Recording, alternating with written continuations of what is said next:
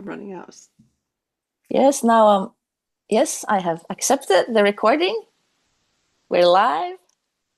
Welcome to the podcast Following Spirit Without Hesitation. Stories from journeys of deepening trust. And today I have with me Mika. Welcome, Mika. Thank you. So I know Mika, like I think many of us are meeting each other these days through social media. And we got talking a little while ago because just what I love is that when you see someone who's bringing through similar things, but through their very own individual lens, and it's like, oh, there's a soul sister right there. So we've got talking, and now she's joining me on my podcast. So welcome, Mika. Is there anything else you'd like to say to introduce yourself? I think it's so beautiful how it's important how we are ourselves, and this is how we kind of find each other when we resonate. And this is also so beautiful because every time you are working with your themes and your subjects and topics, it's like, wow, it resonates. It's like we have different ways, but we came to the same conclusions very often. It's like, wow, it resonates. Like the mushrooms. I'm afraid of mushrooms, but you have helped me so much, and I'm so really grateful because you have shown me the interconnection through the mushrooms, how they live, how this organic source living light that we are, and how the mushrooms are a part of this beautiful weave of interconnectedness. And I'm so Yeah. grateful because I'm really healing that. I think in early lifetimes, I have been poisoned many times. So thank you so much. I'm starting becoming friends with the mushrooms. Yeah, yeah, that's amazing. And mushrooms are there. I want to say they're magical, but I also want to frame that we're talking about foraging mushrooms Yes, for consumption, for eating as a exactly. food. I'm not dismissing the medicinal benefits, the vast medicinal benefits of many mushrooms, but it's the foraging that we've been Yes, talking about, the let's be very mushrooms in the clear. It's forest. about the ones I come upon on my walks in the forest. Exactly. And even it was so beautiful. Like a couple of months ago, we were in connection and interacting. And then suddenly I was in a suburb and there were mushrooms all over on the grass, like on the lawn. Like, what are the odds? Yeah, yeah, they were talking to you. Yeah, they're very special. For Okay. sure. For Yeah. sure. So it kind of, we talk about following spirits, and because these myceliac networks and this interconnectedness that Yes. kind of draw us in. But what does following spirit mean for you, Mika? Oh, that's a beautiful question. I think following spirit is being in the heart and trusting what comes through and actually have the courage to really do as the guidance says. I think that's, and also to feel safe with following what is being guided as in divine values, not kind of listening to the mind games, or sometimes the mind is really scared of changes or scared of doing something new. So if we are in the heart and just trust, okay, this sounds really scary for our humans, but let's try it and maybe it's gonna work fine. So this is my thing lately. I just disregard the mind and I just follow what the heart says. Most of the time, it really turns out great. So I'm grateful for the heart Mm. leading the way. Do you want to say a bit more about that process? Because we've all had a learning process, and Yes. you know, and sometimes I'm sure we've all had experiences of allowing the mind to get in the way or thinking we're, so there is a learning process. Is there anything you'd like to share about your learning process in learning to follow that guidance and being in the heart? Well, basically, I think my key is to stop questioning the mind. Just stop questioning the guidance. Just stop questioning anything and just like, okay, I receive this signal, or I receive these instructions, or I receive this nudge, or this pull in some certain direction, or pull to somebody, or pull to do something special, or to say something, and I just do it. But it has taken a long time. It's not just to do it, because it's really hard in the beginning when there is this kind of conflict between the mind and the heart, and it's like, oh, probably in the beginning there is a lot of insecurity because we are not used to just flow as the guidance says. So we kind of have some probably resistance, and probably a little fear, a little doubt. The best thing is just to, okay, this sounds crazy, but I'm gonna do it anyway, and let's see what happens. That's my new thing. The question that's popping up, which we didn't discuss, was, what's the craziest thing you've ever done? I think if I look a little bit to the past, the craziest thing, I just had newly gotten my driving license, and I had newly awakened. It was 2012, and I was invited, since I'm a bus driver and professional bus driver, I was invited with a group of people to go to Glastonbury and to drive the bus with 12 people in it. And of course, I didn't expect how hard it would be for the brain to change, on the opposite side of the road, because we drive on the other side of the road. I was like, okay. It didn't work for 4 or 5 hours. Everybody was screaming, oh, sorry, oh, sorry. And at the end of that trip, it was such a relief to be able to park the car and just get out of the car and, relieve the brain of all the focus. And also, I got some kind of guidance, or some kind of prophecy that I will be pregnant in a couple of next months. And I go, no way, that's not happening. And it really happened when I came back from Glastonbury after surviving that crazy ride for 1 week, driving everyone, and cleaning and doing the grid work. Then, 3 or 4 months, I really got pregnant afterwards. And I was like, wow, that was really true. So, but I didn't think about the consequences. I just did it, and it was crazy, totally crazy. Having done it the other way, gone from driving here in the UK to driving in Europe. Yeah, I can totally appreciate that change. It takes a while, and it's like, oh, spirit, please just support me here. Yeah. But I was great I challenged myself and I made it, but I was like, oh, shaky. Yeah, well done. Thank you. Thank you. I don't think I would have done it again with like group of people, maybe in private, just by myself, to just take it easy. But I was like being thrown in everything at once. The light work, we didn't have any GPS at that time, so people were having maps, and how does this map work? And go there. No, don't go there. That was the wrong way. It's like we were really on an adventure, just following the roads basically, and getting lost. I was driving lost so many times, so people were not so happy. So I had to handle all those energies as well. Yeah. And that was a shock for me, because I didn't realize, wow, the energetics. That's where I learned, being in people's fields, reading the fields, feeling people, feeling energy, feeling all the grid work and everything. So that was like, whoa. You had a real sort of flooding experience of being sort of thrown right in at the deep end, and as well as having responsibility for the group as well. Yes, exactly. That was a perfect definition. That was a real flood, like an explosion flooding, and okay. But all that time, I had to tell myself, I can do this. So it was like a challenge to just be kind of believe in myself. That was one of the biggest challenges, because being like...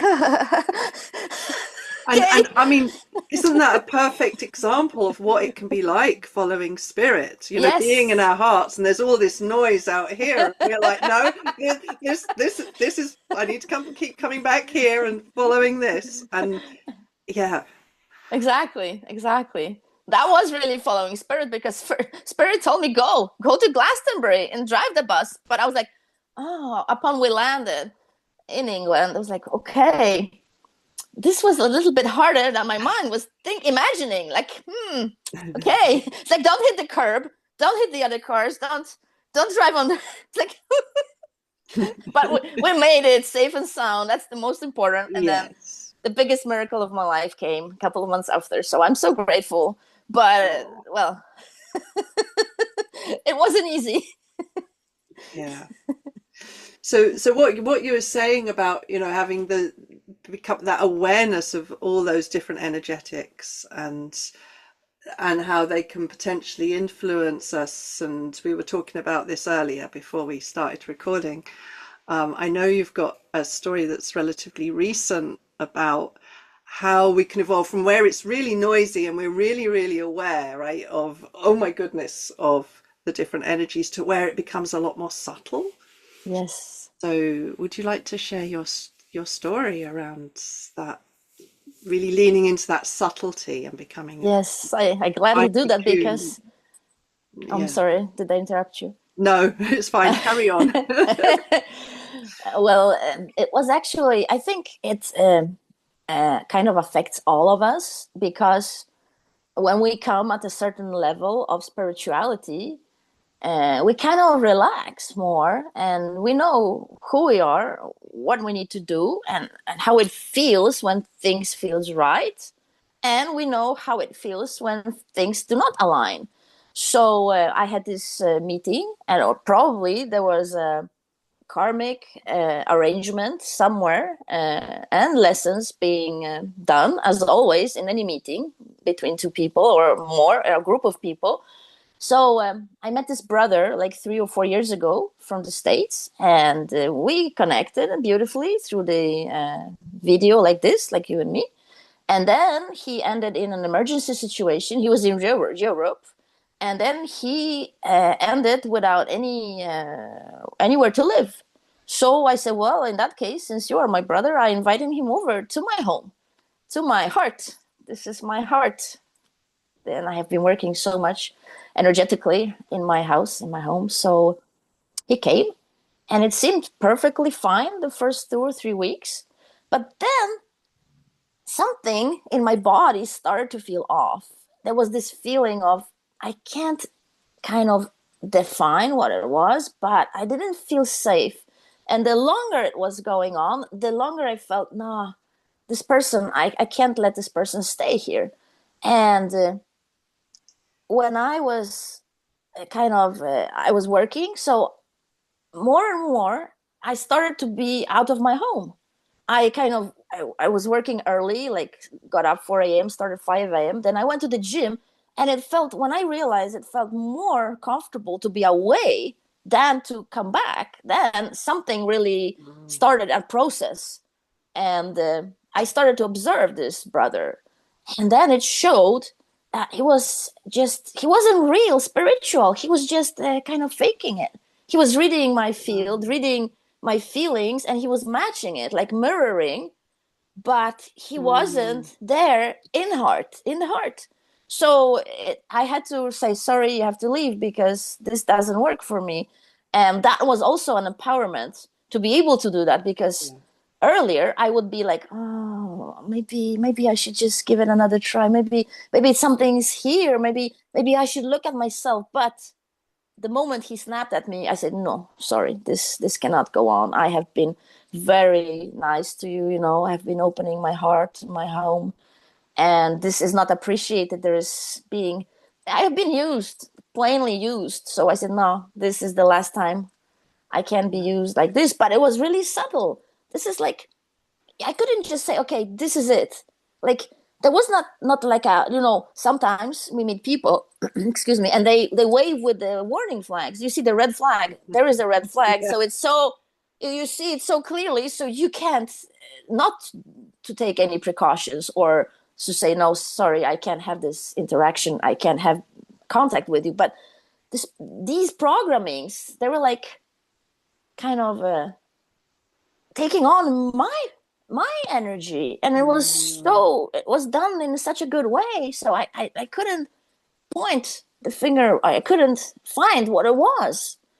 And my body started, like, I had pains in my body suddenly after a month. And then I just realized the energy is being siphoned off me, but I didn't realize it right away because it was like, okay, it's my shoulder, but it's not my shoulder. So then I asked Mm. the brother, okay, do you have a pain in the shoulder? So yeah. Okay, so I was giving healing, and that wasn't helping him actually, because that was his trauma opening up, and he didn't want to handle that. So Yeah. he was projecting it on me. So I was feeling like suddenly like, my stomach, what? I can't eat anything anymore. I was so strange. But Hmm. when this culminated and I said, no, sorry, you have to go, the body kind of relaxed. After like 2 or 3 days, it was such a relief for the body and to take back the space. So I realized it's not that easy to find, like, in these connections, because there was so much trust. I have all my trust in that person, and that person betrayed me and just came here to just, be self-absorbed, to do what he needed, but he didn't care about me and how I was feeling. So that was a kind of like, wow. I Yeah. remember the last night when I said, hey, you have to go, like, it was in the evening. I said, no, this doesn't work, you have to go, and I will drive you so you can get help. Somebody else will help you, not me. And I actually collected my extra car keys, my car keys, and my cards, passport, my son's passport. I didn't feel safe at all because I didn't know what the energies that were running him would do. So I was like a dragon sleeping on my belongings, like the most important belongings, I tucked them under my mattress to feel safe. And I was like, okay, this is a beautiful confirmation. This person cannot be close to me. I have to cut the contact. I have to cut it.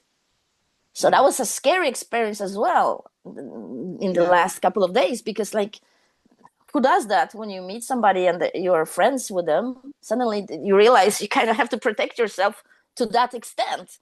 Like, you have to collect everything. And even something crossed my mind. I was like, hey, I have knives in the kitchen. What should I do? So the guidance said, hey, just take it easy. The more calm you are, the more easier it will be. Because if you start to panic, collect knives, he will see that you're insecure. And of course, something might happen. So just take it easy. Now you have to trust. This is the time. You have to trust us. We're helping you. You're safe and protected and carried and guided. Just do what we tell you. So I just did that, and that was powerful. Yeah. But it was Amazing. scary. It was scary too in the end, to Yes. realize this person that I gave all my trust to wasn't trustworthy at all. Yeah. So I Yeah. was like, wow, that happened again. Yeah, and it's and we can be, I think, really hard on ourselves when something like that happens again, and we're like, oh, I thought I just passed all of this, and Yeah. and yeah, it's just really, I think, also a lesson in fine tuning ourselves into subtleties. It's like you say, how Yes. whether it's that individual or other energies working through them, just how sort of easily one other people can be coerced, but also but how subtle that energy can be, like you're Yes. saying, with mirroring it back to us, so we think that that's authentic. Exactly. Exactly. And that's, I have no idea how to not to do it again, but probably I will be more observing before I invite somebody again. It's not like I'm afraid, but I think we need to know people more. I think this person was so fast, and I think that's a Mm. warning. They are fast to go in and kind of build a nest in somebody else's heart or place or home, and they are fast. They want Love bombing. yeah, exactly. It's like, hmm. So that was also a signal. Nah, next time I would just take it easy and really look at that person and feel into it, and in different situations as well, because it wasn't so easy to tell when we were just having like contact through the video, but as soon as he landed here, the entire dynamic was changing, and the more he was here, it was like the more he was taking over. Like, and I Mm. also, I even we had a discussion. I say my feminine is feeling very squashed. My feminine, I feel I'm shrinking myself, and this is not good for me. I need to expand. So that was the first signal. And of Yeah. course, the person denied it, like, no, no, no, maybe you should look into you. But I said, but That's there is classic. nothing.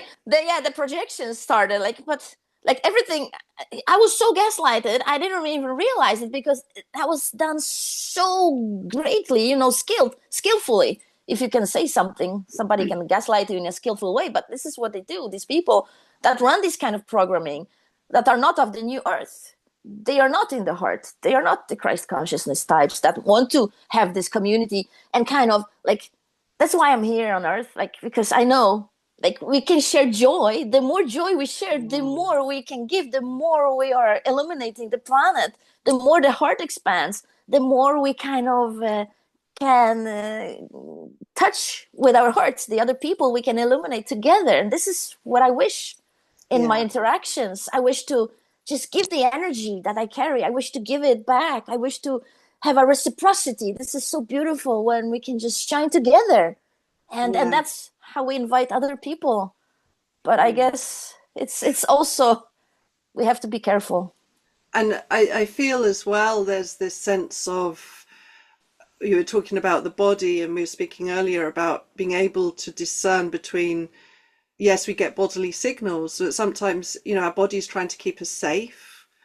And that might be because of past trauma rather than what's currently being presented to us. And I think also some people kind of want to get it's almost bypass that healing. So that's why they then become more vulnerable to being maybe used by other energies because they're avoiding doing that healing themselves, and so end up like that situation with your brother.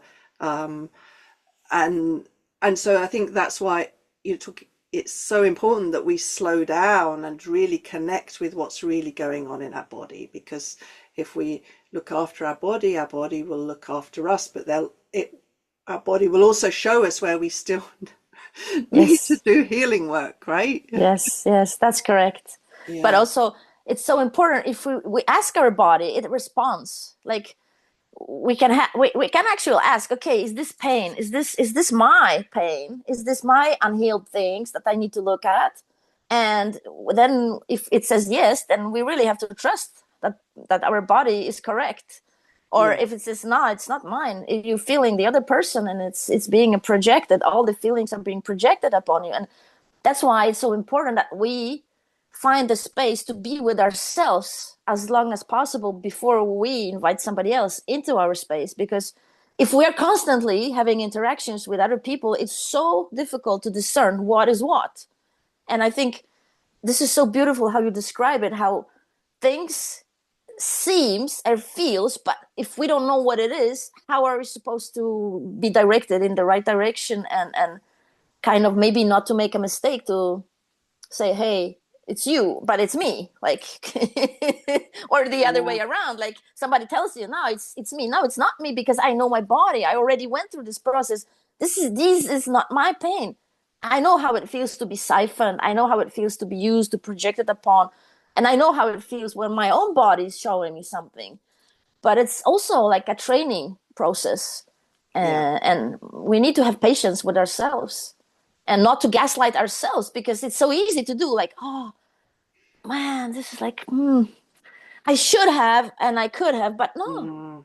we don't do, please do not do that to ourselves, because each and every day being presence with ourselves, we're just learning so much more how who we are and how we react. Yeah. And we should be grateful for our body. Yeah. Lately I have started this kind of every night before I go to bed, I'm thanking my body. And Mm. I didn't do that before, and I feel like my body is more at home. Yeah. I remember when I changed, instead of telling my body that I loved my body to I trust my body. The way my body responded to that change was like, oh, it That's felt like beautiful. that being trusted was, and also, yeah, being the gratitude too. Yes. Yeah. Lately, I just say, I feel safe. Thank you, my body. I feel safe with you. And the feeling is so beautiful because the body is relaxed. It's not Mm. lately, before I came to this conclusion, I could speak to my body and communicate with it and listen to it and help it to if it wanted to sleep early, or if it wanted to exercise, wanted to eat something special like a treat or something. Then I was like, okay, let's give it to this body, this beautiful temple, because it needs it. And without any judgment, it's like, okay, like, I don't like cheese, this kind of cheese, molded cheese, but sometimes my body says, I like this molded cheese, to eat some molded cheese. And I go, oh. My human's like, that's gross, but okay.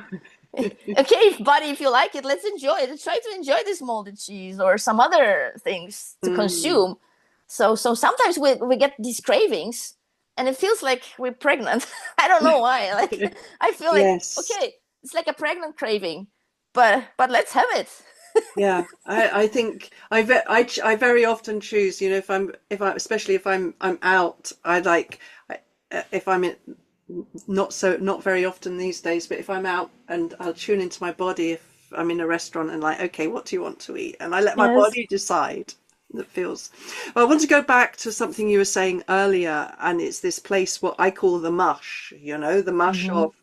of we're getting sort of these, I guess it's the mixed signals where our body's saying one Mm. thing, but our mind is overriding it and Yes. saying something else, and we get caught in this mush of, Mm. you know, it's always like our body is trying to take us through the lesson and bring Mm-hmm. us to the next level, whereas our mind is also trying to keep us safe and like, Yes. oh, go back, stay in the familiar pattern, right? Yeah. And then we can get ourselves caught in that mush because it takes a lot of courage, doesn't it, to sort of Yes. say, Yes. no, I'm going to take this step into something new and unfamiliar, but it feels right. So, and I feel that that margin of mush does get narrower, but it's like we've already been saying, it does get more subtle, and it. I think if we allow ourselves to loop in it too much, it can be a really difficult place to be in. Yes, I agree, because then we lose clarity. We get stuck Mhm. in the loops, as you say, and then the loops, they lower our vibration. So of course the body feels that, and it just automatically, loses the maybe the relaxation or the trust in us being leading ourselves in the right direction. So I don't know, how do we guide ourselves through that mush? That's a Yeah, good question. I don't know. I mean, it's part of the path of discernment, you Yes, know, yes, and it's learning, I think, how does truth resonate with us? How does truth resonate in our yes, bodies? And really just coming back to that. And I think if we're staying in the looping, we might have chosen the old pattern, but there's a part of us that's not accepting it, that doesn't want to be there. Is there's not a So that's why we're still looping, because yes, we're kind of dissatisfied. So I think just the fact that we're there is telling us that there's this courageous but challenging decision that we need to make to move forward. yes, of course, because changes are scary for the human and Yeah. the mind. I mean, yes, we would like to get out of the loop and stop looping, but sometimes we don't know how to get ourselves there, because it's like this little leap of courage, this little leap of faith, of trust. That is the hardest thing to do, because if we haven't processed our traumas and the situations that kind of got us stuck in the looping in the first place, then we don't have a kind of clarity how to jump off that loop. And Yeah. sometimes it's just as easy, like with this situation I had with this person that I wasn't feeling well with. My well-being was jeopardized in the long run. And so I got so much help from my body, because it was screaming, this is not correct, this is not correct, please get rid of this person from this space. And as soon as I did it, it helped me. But Mm. on other occasions, it's so much more difficult because maybe we don't have that powerful feeling, this is not good. Something is wrong with our body because we are not used to how it's supposed to feel. So just Yeah. trusting that voice. If we ask the questions, this is how I do it. If I lose the clarity, I try to come back into my heart, align myself with source, and ask so many questions until I feel I know the right answer. And if since most often the answer is the same, so if the answer is being repeated, then that is the right guidance.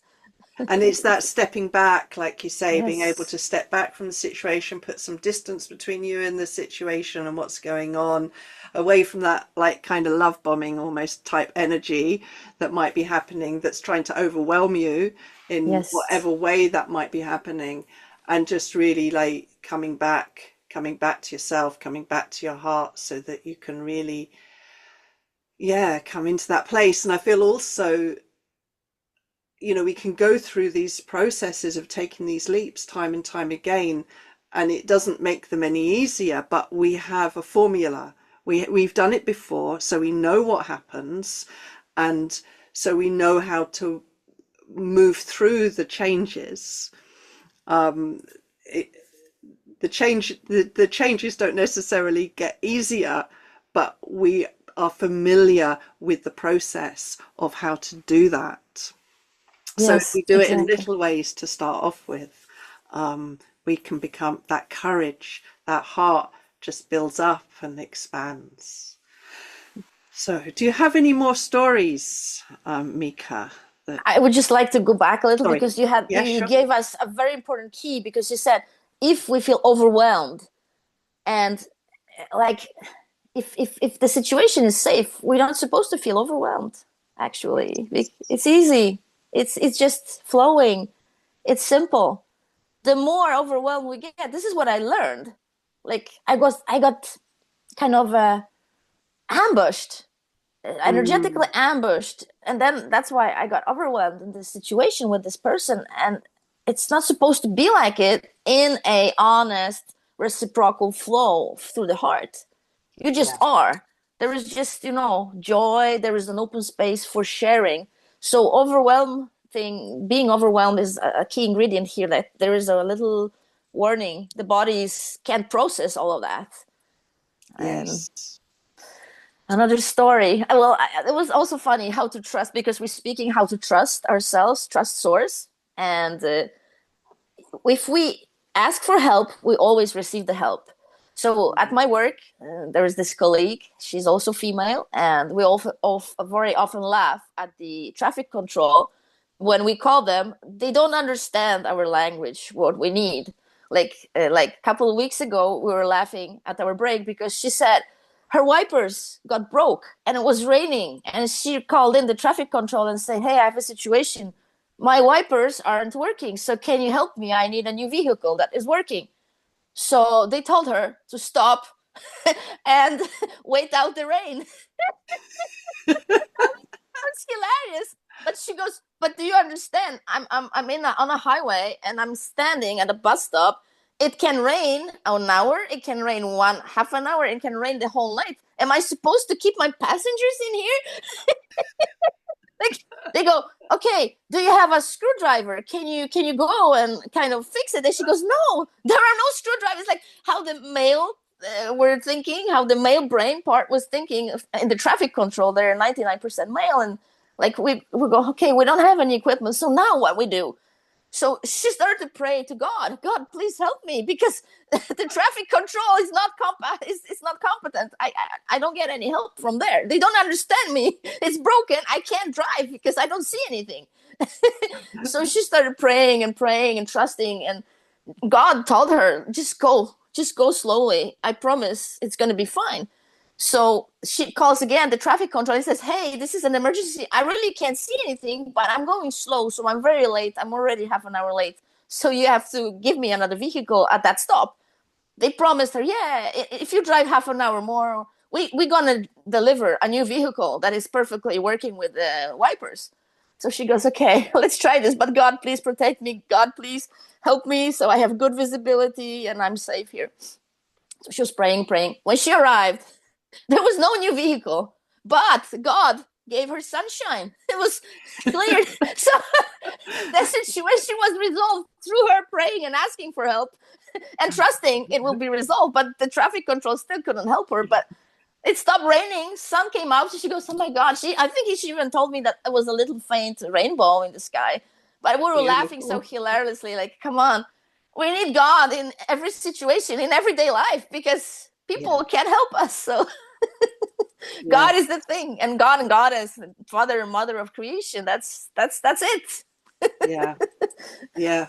I think it's like you're saying, it's remembering, isn't it? It's remembering to Yes, ask, yes, and things just can be resolved in unexpected ways, which exactly, can be so exactly. beautiful. Yeah. Oh dear. Yeah. So, have you any other stories, Mika? I'm thinking, I've not got any myself coming up at the moment. I'm, Well, there's a story that is connected to this person that was living here. After he moved in, I got an indication there is a rat under the house. So that was very interesting because oh, my body was saying, "Hey, this is not safe. Rat for me is intrusion energy trying to get in." yeah. And today I went to buy a huge cage because I tried with a little mouse cage, but it didn't work because it was Not for moved a rat. like a lot. Yeah, I was like, okay, I need something bigger. So I came out from the store, like the cheapest I could buy, but it was still like for a raccoon. I go, because I don't like to have them, smashed. I like to have them catch alive and then I go drive them out, limousine service, and I let them out. But I feel a bit hesitant, so I have been asking guidance what to do now because the cage was big, and I suspect the rat is big too. So now I'm preparing myself, like, okay, eventually it's gonna get caught, but now then what? Like, how do I do it? Like, how do I just open the hatch and just let it out? Like, like there is a bit insecurity Mm, within me, so I'm asking for guidance, and the guidance is telling me just do it like you do with the mice. Just take it easy and look at it as a friend. No fear, like just, but it feels like very uneasy for me to know that the big rat is getting caught there, and I have to take it out, look at it, face it. So I think this is the last clearing of this situation. By the time yeah. the rat gets caught and I drive it out, it's the end of the situation. It's the end. It's like the clearing, and something new will be on its way. But Yeah. it has been scratching under the house. It was like keeping me awake. It's like, oh, come on, just go to sleep. So this is exciting. what Yes. what will what will come out of it? But this is also, I'm challenging myself because I mean, well, just the thought of catching a rat is, whew, it's Yeah. uneasy. It's a bit scary, I think. I Yeah. don't feel so comfortable with it. Like, it's a difference Uh-huh. with those cute mice. I'll usually take popcorn with me and some apples and you and let them out. But like, okay, so do I take a block of cheese for this rat? I What do I forget. like? Or I don't know. Yeah, I just want to kind of frame that both myself and Mika live in rural environments, so we're kind of familiar with these things that we're talking about. I used to get feral cats and Mm-hmm. as kittens, so Mm-hmm. there'd be somewhere Yeah. locally, and when the next lot of kittens came through, so and they're just they're so feisty, so they would deal with all of the vermin for Yeah. me. I need to get myself a cat here. I don't have a cat, so Yeah, I yeah, need to handle it myself. yeah. Um, but also, I think what when you brought that up, Yes. what also came up for me around that is in the last episode we were also talking about the new communities, and I Mm-hmm. think it's so important for our own sovereignty to learn all of these dynamics as individuals within sort of these one-to-one relationships so that we can become really sovereign within own being, so that when we do come into more community, like you were first on in that bus on the way to Glastonbury, right? When we do Yes. come into those energies, that we can maintain that we can maintain our autonomy within complex dynamics, and not end up with the gaslighting, and learn as communities as well how to deal with those intrusive energies. Because I have been in Yes. communities in the past where I have been gaslit around Mm. those kind of intrusive energies, because nobody wants to deal with them, right? No, They're just exactly. like, Yeah. okay, you know. So and because it's not easy, it's easier to just turn a blind eye and sweep it under the carpet, and we can't continue to do that. So I feel, I love the way you brought the rat in, because that felt like, oh yeah, because what happens when who if somebody recognizes the rat, is a bit like the emperor and the new clothes, right? Yes. If Yes. somebody Exactly. recognizes it, does the rest of the community ignore it, or do they actually take into consideration what that person is saying and take it seriously? And yet all of us, instead of going down that place of just a hawk was just flying overhead, I just caught it out of the window, um that within our own selves, within our sovereignty, so yet the community is still working together, because to not dismiss another person's experience. Exactly. Also, this is so important because otherwise, if we don't do exactly as you said in this example, if we don't stand up for each other and listen to each other and kind of trust this person that the person is really meaning what it says, it's not doing any manipulation, so we can help each other. Because if we don't, if we just turn the other cheek, or if not the cheek, well, that was also the other all the world, just turn the other cheek around, you just get the slapping and you continue. But this is not supposed to be. It's supposed to be pleasant communities, joyous communities, communities that are working together and in a healthy way. And exactly what you described, sweeping things under the carpet, it's the old world. We don't want that old world, because we want to be transparent. We want to work it through unison, in unity, in our cooperation. So yes, it's very important. And this is also regarding the story with the brother. He was in a relationship with a sister that I knew, and he was just telling so many bad things about her that finally I said, nah, it can't be true, because my personal relation to that sister is not what all those stories are. So when I threw him out, I contacted the sister and I said, hey, I just want to tell you that I believe in you, and I'm sorry you have been gaslighted by this person, because I had just threw him out and I realized I believe you. Because I'm sorry, I didn't believe you, because when you told me he was like passive aggressive, he was this, he was that, I said, nah, I was denying it. But now, since it happened to me too, I was one on one with him. I do apologize sincerely, and I do truly believe you now. And I'm sorry, I didn't believe, because I was like, hey, I'm loyal with my friend, brother here, and all those stories, they can't be like this. But it was the truth, what the sister was telling me. And I was ignoring Yeah, it because I didn't see it in the beginning. But since I had to do the same that she did, she also threw this person out. I was like, oh, okay, so that was the truth. And it wasn't the story I was being fed. It was the true story from the sister, because it's repeating with my experience. So it was like this pattern this person was playing out, and he tried to play us out against each other. That's also something that cannot be existing in our communities, yes, in our new communities, because people will not feel safe. So this is so important what you're saying. Like when somebody says, hey, there is a problem with this person, we all need to gather and say, hey, how do we solve this? And we need to confront the person and speak with it. Communication, open communication, because otherwise the communities will just fail, just as these yeah, communities from the old world have failed. yeah. And that sort of the communication, being vulnerable, Yes. being authentic, transparent, the humility as Yes. well, are Yes. all are also so important. there was something I've forgotten. There was something else that was coming, and then suddenly it's gone. But I think as well, it's having difficult conversations. Yes. Having these conversations that perhaps in the past that haven't been received well when we've tried to Mm. have them.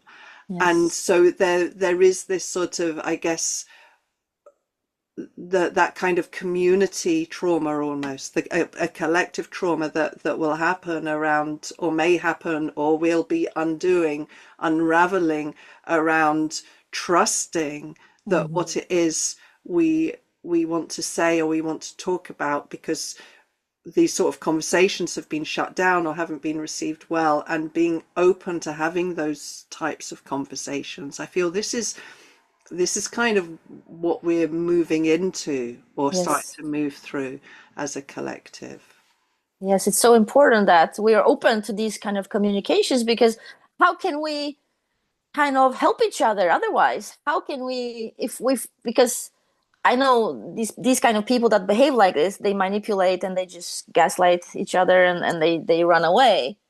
Then if they don't want to take any responsibility, how can we help each other? It's not possible. So we need to be not only accountable for our own mistakes, but we need to give them a chance to, if they want to correct it. But if they don't want to correct it, then it's easy. Like this brother, he didn't want to correct it. He was just taking whatever he could, and he was going to the next and next and next and next, and until it's going to blow up in his face real bad. But so this is so important. Yes, we truly need to have the courage and the space and be available for that ourselves, to be open to difficult conversation and solving, because it's possible to solve Mm, everything if we are willing. This is the willingness. If the willingness is there, then everything will work out. But if there is no willingness, if there is no way of looking at ourselves, this is, if a person is willing to look at themselves, then it's possible to work it out. But if the person is kind of closed off, then I think it's very hard to solve things yeah, together. yeah. So I think these communities that we are starting to form already, we're welcoming that kind of vulnerability, as you're saying, and the kind of openness, that kind of courage to handle hard things, to topics, hard, difficult situations, difficult conversations. Because if we are there with our heart, and if everybody is open to it and listening and seeing each other, then it's going to turn out in a beautiful way, also in a way that we never have even imagined. But it's going to turn in a better way than we have imagined. I believe so. I really believe that. Yeah. Yeah, me too. And I think it's allowing it, right, to Yes, expect the unexpected, to that's beautiful. not. I think our human perceptions, uh, just by our nature, right, are kind of relatively limited, and we're trying to open ourselves up to this sort of limitless consciousness, and yet within that so much is unknown, and yet Yes, it's exciting too, isn't it? it's truly exciting, certainly. Yeah, and challenging. Okay. a lot, a lot challenging, but still, if we have the courage and trust in each other, trust in ourselves, then the results are beautiful. So let's do Mm, it. Let's have yeah. the courage to speak about difficult things. Yes. And thank you so much for Oh, speaking. thank you. Is there anything else you'd like to share before we say goodbye, Mika? No, thank you. I All don't have right. anything more. I don't have any more right now. Thank you All right. so Thank much. you. Thank you so Thank you. much Thank for you. being a guest on my podcast, or the podcast. And thank you, all of you, for watching and listening, and for being here and supporting this podcast project. Sending you much love from my heart to yours.